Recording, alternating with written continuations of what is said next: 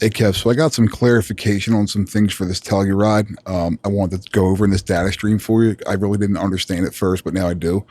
These values at the bottom here are like what the system can do to compensate for errors.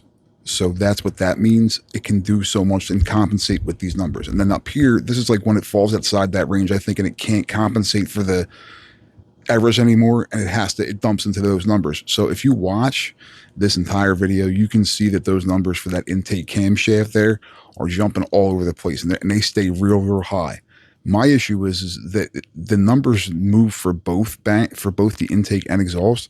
So I would definitely check the oil level in that. I did not do so when I was there. Make sure that oil level is full, because you definitely got some variable valve timing issues going on here. This is definitely the cause of the issue, because the numbers jump up and down and stuff like that when I'm driving, and it responds in to those values changing. So you definitely have a variable valve timing issue, and I would say probably an intake, uh, control solenoid, yeah, the little oil, the ones we were talking about.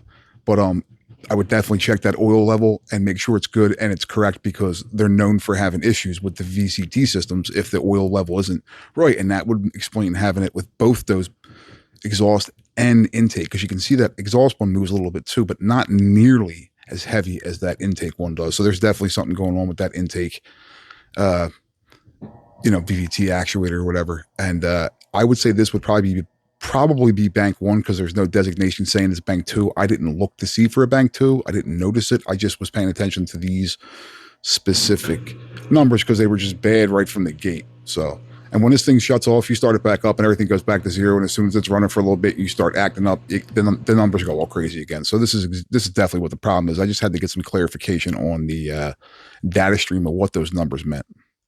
So I hope this helps.